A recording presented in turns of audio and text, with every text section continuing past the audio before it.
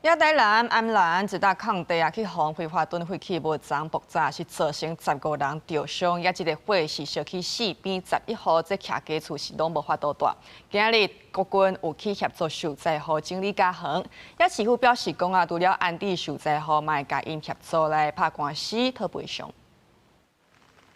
爆炸事故隔天，現場以外有翕燒的白煙一直衝出來。台南安南區海淀路二段一個空地啊，日頭早發生嚴重爆炸的火燒厝，毋但造成15人受傷，我軍的11戶徛家也有炭燒到無法度住。23住戶佇阿兵哥鬥3工之下來整理徛家內外。那我們預計希望能夠在今天，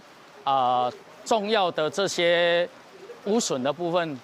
清理，希望能夠在今天能夠完成哈。路的條件滿滿攏是燒歹去的家具這物件。阿兵哥用畚箕底這烏烏的油潑啊，因為爆炸當時威力真強，真儕受災戶厝內底物件攏碎了了，唔知要安怎辦。整個東西都是碎了，所以說真的人還好，趕快跑出去。我都唔知影，是迄個發生迄暝來，我當作是建商的物件，聯絡建商來，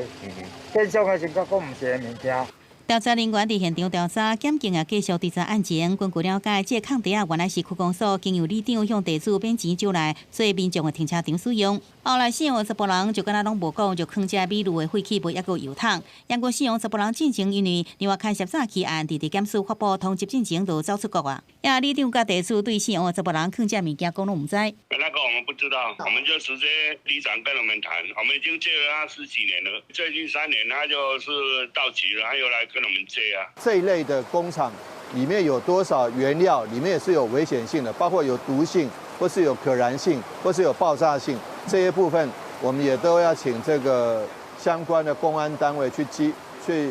有這個效率的去稽查。市長黃偉鐵到事故現場慰問受災戶甲阿兵哥，台南市府下晡也調開記者會，除了協助受災戶恢復因的徛家，也請法制處調查使用的10人加相關10萬元的財產，並且委請律師公會為受災戶拍集體官司，代為要求賠償。記者綜合報道。